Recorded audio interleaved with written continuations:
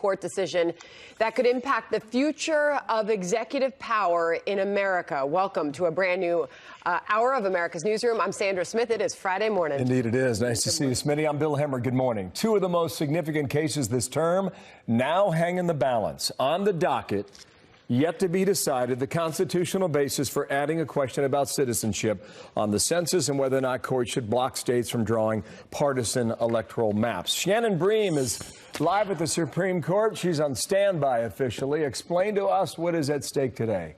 Good morning. Well, good morning, Bill and Sandra. Well, this first case that we're looking for is the census case, whether or not this question about citizenship should be included in the 2020 forms. Now, there's a sense of urgency here because those forms need to get to printing. The government has stressed we need a decision as soon as possible. We got to get that work underway. Opponents have said for this, they worry that people who are in minority populations, those who may have any question about their residency or citizenship, aren't going to fill out the forms because they're going to be intimidated or worried about answering that question. Their argument is then those people will be undercounted for purposes of congressional representation, for federal funding. So they've really fought hard to show that there is some correlation between including that question and not getting an accurate reading. The administration has said all along there's a legitimate purpose for including this question and that we want to count the people who are here and who can be a part of the legal voting process. So that's a big one we're waiting for. I would expect it's going to be a very close case when we do get it. Not with regard to gerrymandering, some of the lower courts have thrown out, and they've ordered some states to go ahead and redo their districts. That is on the docket. How could that affect elections as well, Shannon? Yeah, just across the street from us here at the court is Capitol Hill, and everybody is watching on both sides for these two gerrymandering cases, one out of North Carolina, one out of Maryland. In both cases, the parties in control there, one's Democrat, one Republican, have tailored the districts there to benefit their party. So the Supreme Court has never struck down this concept of partisan gerrymandering, and it's going to be very interesting to see if they decide in these one or two of these cases to get involved there and say, listen, parties in power, there has to be some limit on how they draw these different districts to benefit themselves, because clearly you can see statistically it does work when people are able to do those districts. You watch the elections, it benefits the party in power. So we'll see. That could be coming down today as well. All righty. So, Shannon, thank you. You're on standby at the Supreme Court. If they happen, we'll bring you back. Shannon Bream, thank you.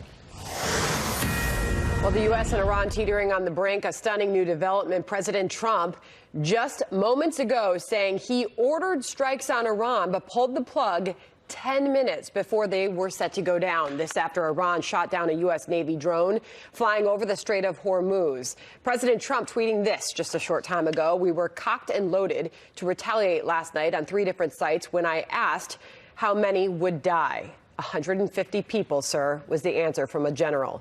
10 minutes before the strike, I stopped it. Not proportionate to shooting down an unmanned drone.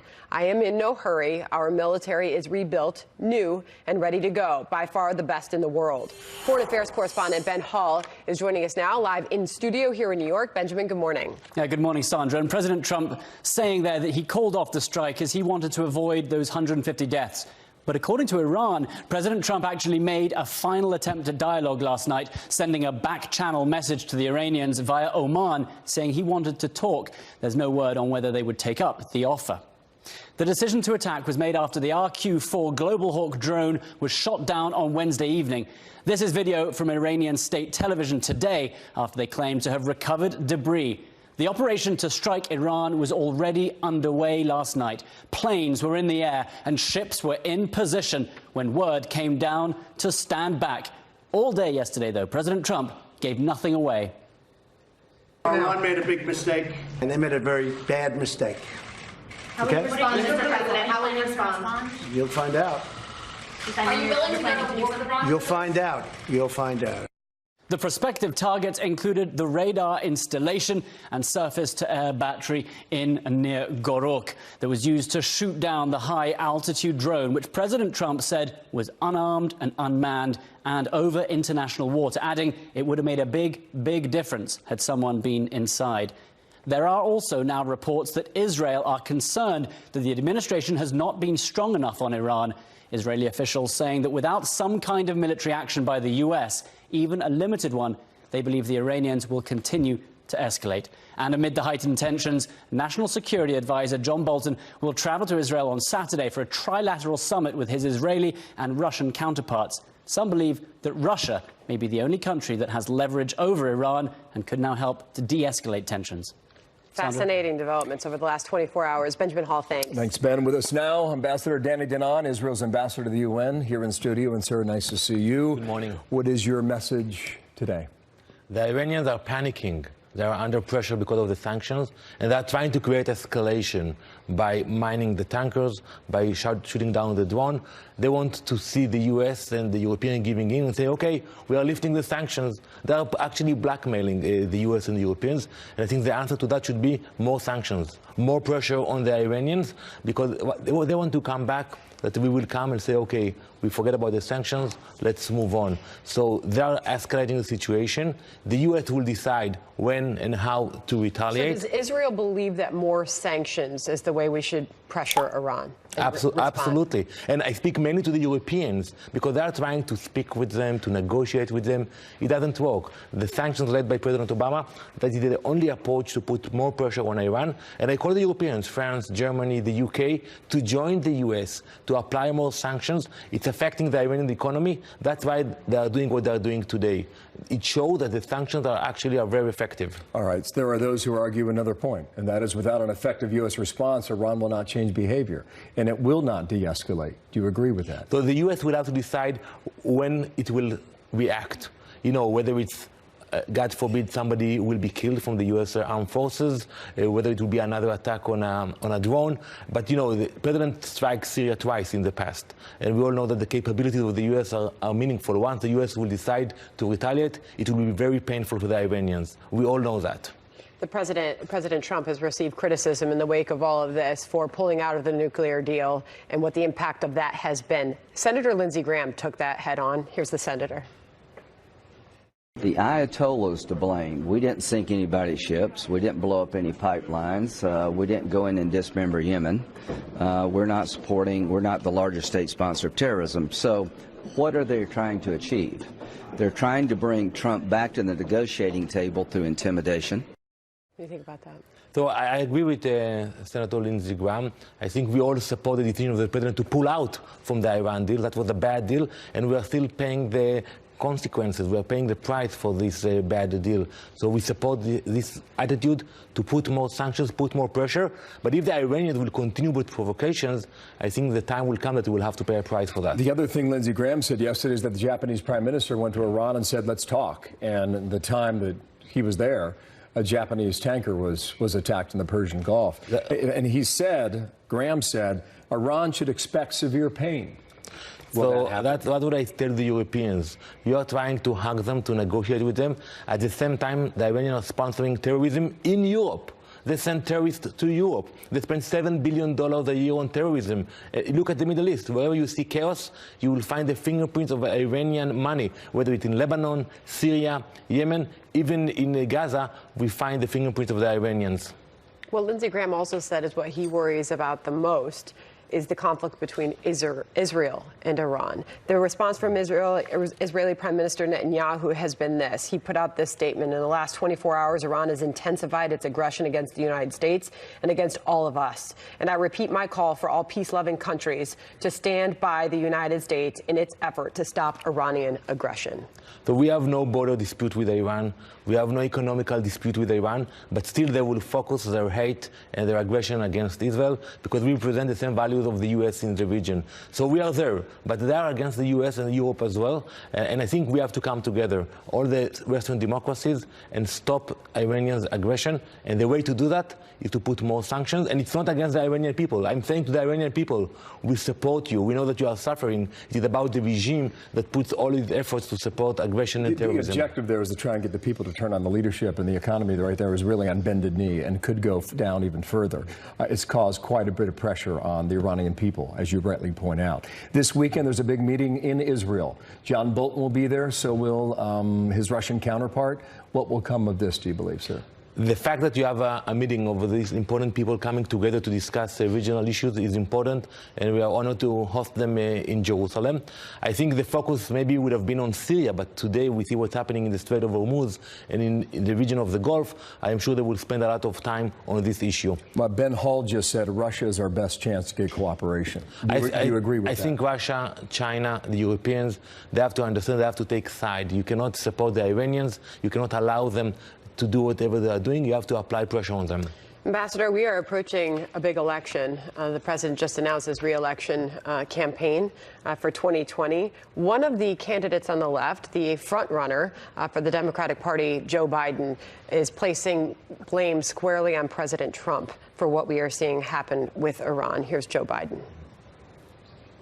I'm sorry, it was a tweet. He said this: President Trump's Iran strategy is a self-inflicted disaster. Two of America's vital interests in the Middle East are preventing Iran from obtaining a nuclear weapon and securing a stable energy supply through the Strait of Hormuz. Trump is failing on both counts, said Joe Biden. So we have enough politics in Jerusalem. We actually have elections in September 17th, so I will not get involved in your politics. But I will say that pulling out from the Iran deal was the right decision of President Trump. And it's not only us, the Israelis, saying it. It's the Saudis, all the moderate Arab countries in the region support the decision of the president to pull out from the agreement, because otherwise the Iranians would have been able to build a bomb and threaten not only tankers and drones, but threaten countries in the region. They still may have that capacity. How long do you believe they are? How far are they from having that nuclear capability? So I don't believe them. I think they're lying. I think that they're lying and they're continuing to enrich uranium.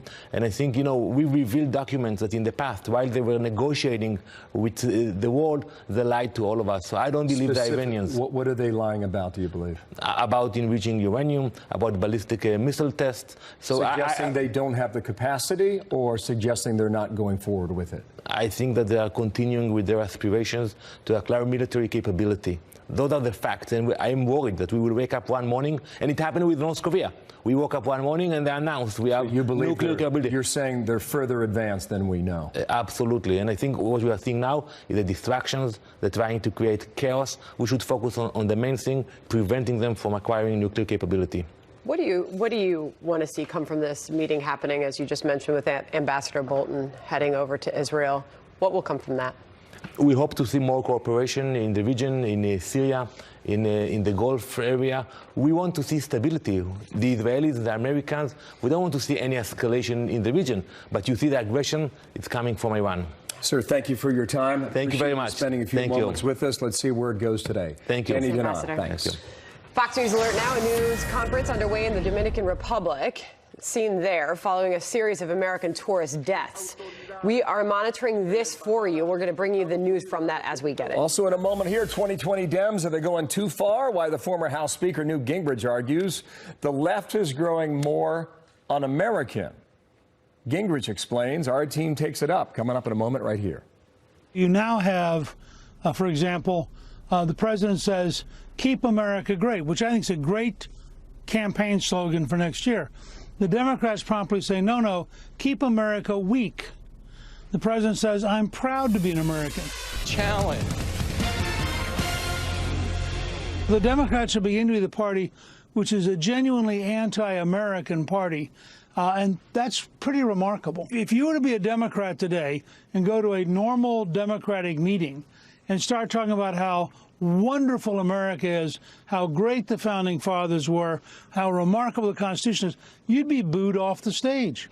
Well, that was former Speaker of the House Newt Gingrich on the Ingram Angle last night, saying that the left has become the anti-American party. Oh, right, there's the A-team. Ed Henry is here. Fox News chief national correspondent Cheryl Cosoni is the co-host of FBN AM on Fox Business Network, 5 a.m. daily. Doug Schoen is a former advisor to President Bill Clinton and Fox News contributor. Good morning to all of you. Good morning. Start this off for us, Ed. What do you think? Just big picture. I think it's always hard to question the Americanism, the patriotism of either party. I think we should just refrain from that. I think individually in his Fox News op-ed, I saw that Newt Gingrich went after Alexandria Ocasio-Cortez a bit and is using as an example the idea that she's comparing the detention camps, the centers, whatever you want to call them, at the southern border to concentration camps. That was, there's every week it seems like we sit here and what's the latest absurd political thing that was said? that takes the cake. And I do, again, I'd stop short of saying it's anti-American or it's not patriotic, but stop. How about Why are we saying this? Anti-Semitic? There you go. I say this as a proud American Jew. I saw that, and she said institutionalized concentration camps, and my blood curdled. And that's not a political comment. It's not a partisan comment. It's as an American and as a Jewish American who's proud of my country and proud of Israel. And it wasn't a slip because she doubled down. No, that's why I'm saying it, Sandra. I agree. But then we got into this whole debate over the definition of a detention camp and the definition of a concentration camp. The key phrase in that, with all due respect to you, was never again. She used that. Yes, I understand that. And when she analogized institutions that were used for the mass slaughter of Jews and others to legitimate institutions of government, whether you like them or not, pursuant to our laws, that's a moral and political obscenity. Cheryl? I mean, I think this whole discussion is somewhat troubling. I mean, I have to wonder sometimes what's going on in the Democratic Party. They're turning on themselves more than I think the Republicans are going to be turning on them over the, up until the 2020 election. But I think it is 2016 was pretty rough and tumble. There we go. There we go. But I mean, I think I also too. I was very saddened by those comments as well, and I'm actually an Episcopal. But Doug, I feel the same way. When those comments came out, I just felt sick because I thought, what an absolute insult. Well, there's been a lot of commentary throughout. Just come back to Newt Gingrich's comment here about being booed off the stage. Why don't you take that, Doug? Sure. From the left, how does that my receive? take is that the Democratic left, as you say, Ed, is not anti-America, but they're anti-capitalism and they're anti-traditional values. Other than Joe Biden, I think most of the Democratic candidates don't accept the central tenets and principles around which our society has been organized. I'm not a socialist. And to back that up, John Hickenlooper, who's a sensible guy, he was a moderate Democratic governor out in Colorado, key swing state for both parties. He was on the stage in California, 2-3 weeks ago, and said, you can't be for socialism, guys. You're going to lose to Donald Trump. Yeah. And the left-wing activists there booed him, not off the stage, but said, we want to hear socialism. I think Newt Gingrich makes a great point in this Fox News op-ed. He's citing polling data that says a majority of the country kind of likes the term social. They say they like socialism because they think it's about helping people. It's about doing good. And Trump campaign officials have told me this privately. So they're trying to shift the message. Because then when you, in a second question, say, yeah, but it's like Venezuela and it's this, and you get into the details, then people are not so much for it. So what the Trump camp is trying to do is say it's about free markets versus government control. Because the word socialism is confusing to some people. There are other people in the country. Socialism is not confusing. It's bad. Okay, let's President Bernie Sanders. You want to see what the stock market's going to do if that happens? That is one of the most frightening things right now. And one of the things I think the Republicans, and especially the president, should still do is talk about all the good things that are going on right now. Do you really want to lose the S&P at all-time records that hit last night? You know, the Dow, the S&P, and the NASDAQ this month alone up over 7%. All the things that are going on right now, whether it's China, you're anywhere. All our best is on sale right now for this 4th of July clearance sale. If you're looking for the best quality, selection, and value, Fortune Off Backyard Store is the place to shop. So go ahead. In that op-ed, the point, keeping America great, the president's campaign slogan for 2020, is exactly what Trump has done. Kimberly Strassel has a bit of a different take. In her piece, she says, make America even greater. In that she writes, new and undecided voters, or those who have soured on Mr. Trump, understand this president comes with drama. They require fresh reasons to give him 4 more years. And a campaign that mostly highlights first-term accomplishments is also a reminder of what didn't get done. It's not a position of strength. Yes, that is a fair point, because I think there was big success in the president's launch. The crowd, the energy, the enthusiasm, which should be with the opposition party. When you've been in power, they should have the energy. He's got the energy, and he raised, what, 25 million bucks in 24 hours? Yeah. That is big money. But I would say, he didn't outline a vision. He has time. It was only one night. But he didn't say what he would do with 4 more years. There's a lot of grievance about the past. He needs to start looking forward. Well, she pointed out, I think, of that in the same piece that Sandra's citing, you know, talk more about infrastructure, which is usually something that's bipartisan. Talk about actually doubling down and making those tax cuts permanent. The individual, the corporate, you know, and really start to push for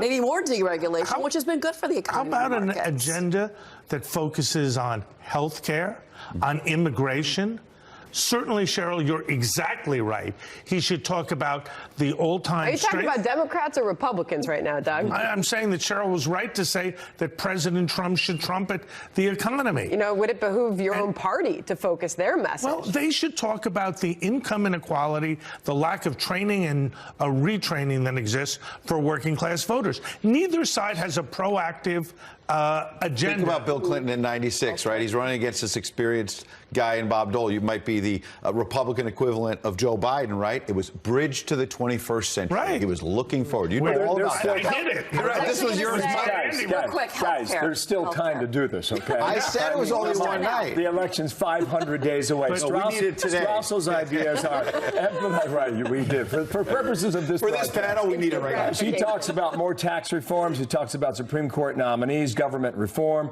another bipartisan pitch on more criminal justice reform. Look, if they can do tax reform for individuals, the big mistake was eliminating the SALT deduction in blue states and not cutting personal rates more. If they can come out with a platform to do that and have the Democrats who want to increase taxes, Republicans cut individual income taxes, that is a winning issue. Amen.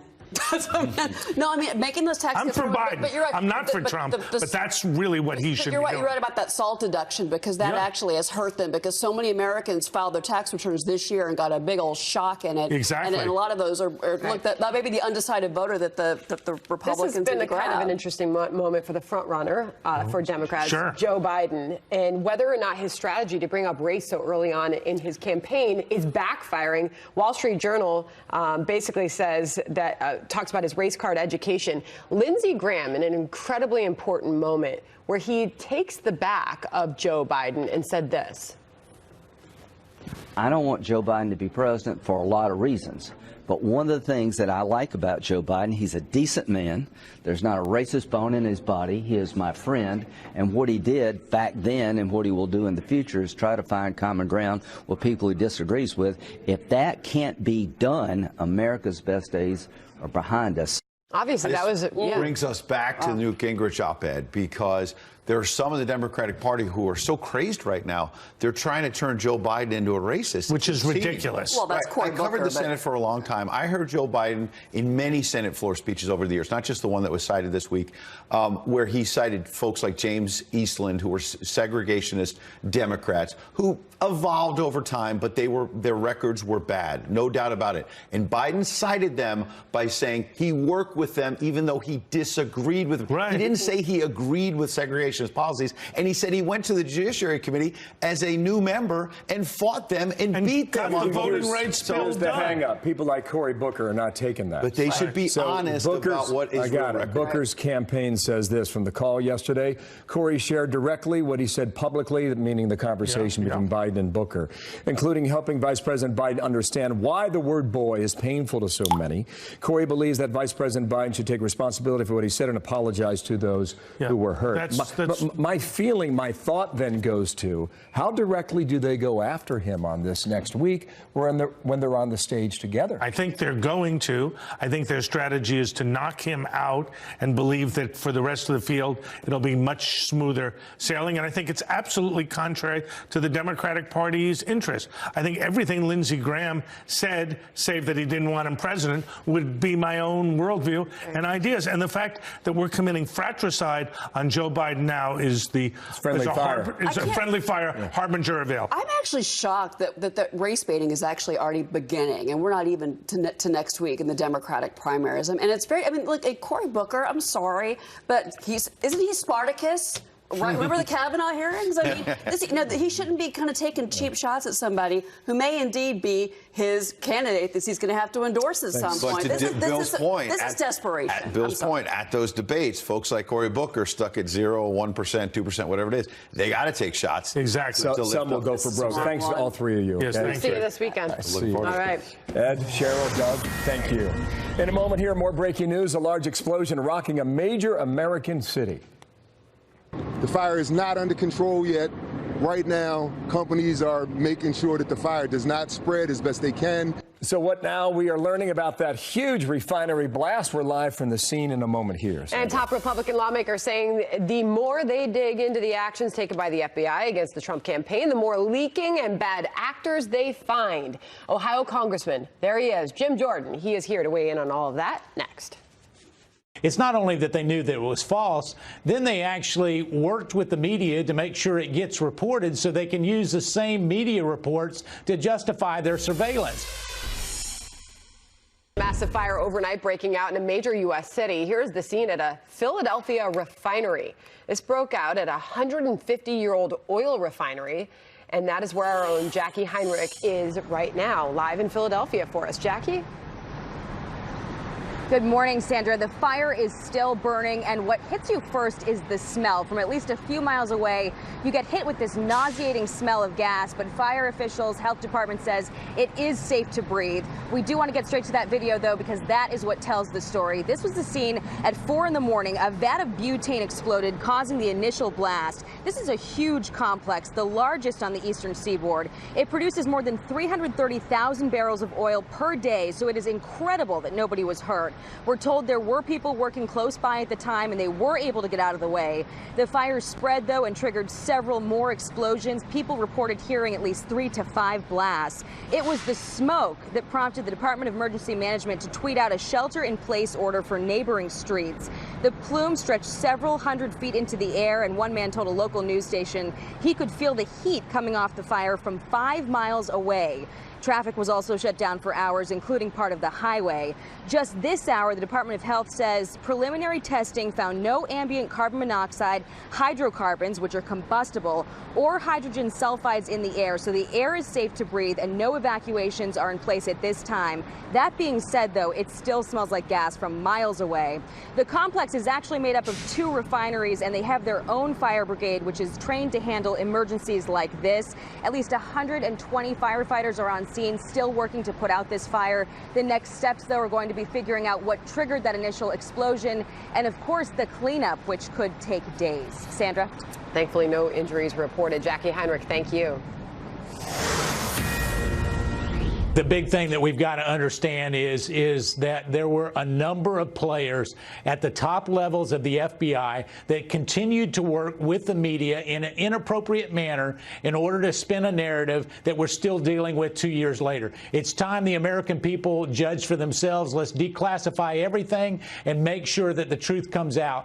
Republican Congressman Mark Meadows during a House Judiciary Committee hearing yesterday, his reaction there. The panel continues its investigation of the very origins of the Russia probe. Amid allegations, the FBI spied on the Trump campaign and then leaked information to reporters.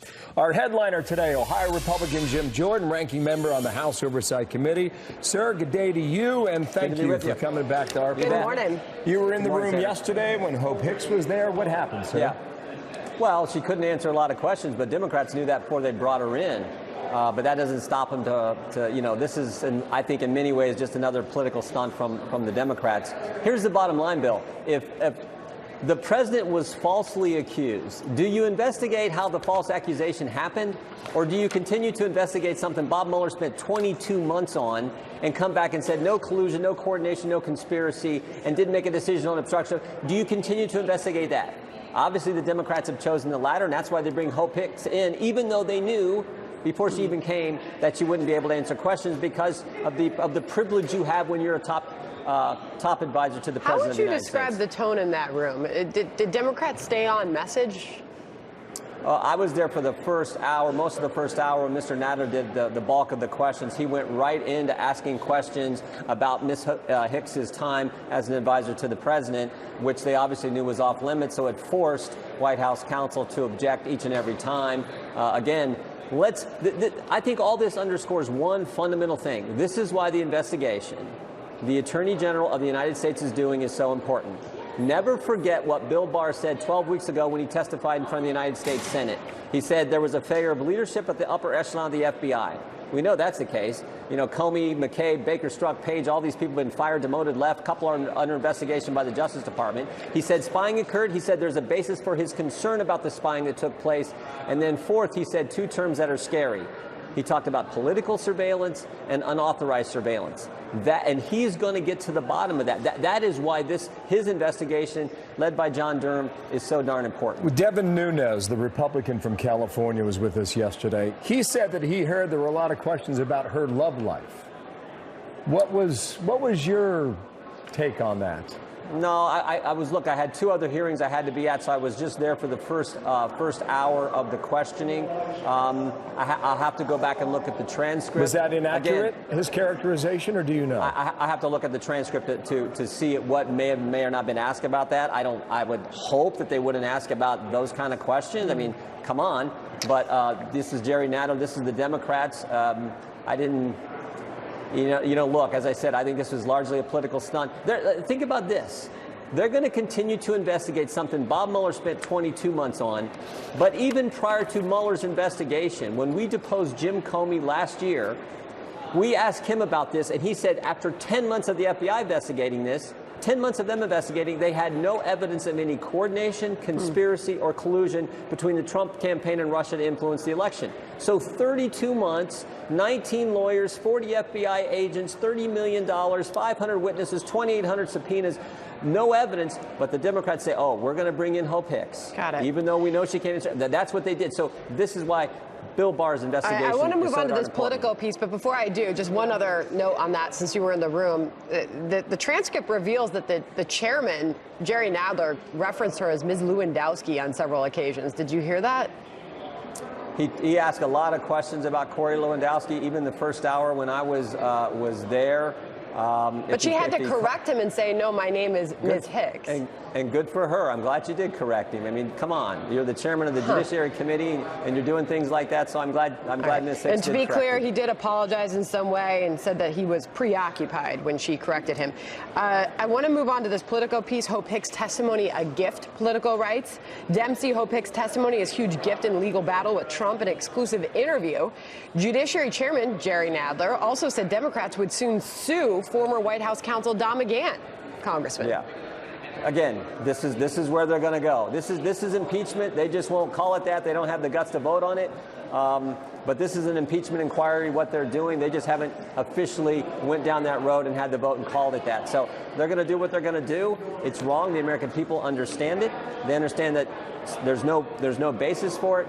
But they're going to continue to go down this road, and it's unfortunate. Again, I keep coming back to the investigation that matters.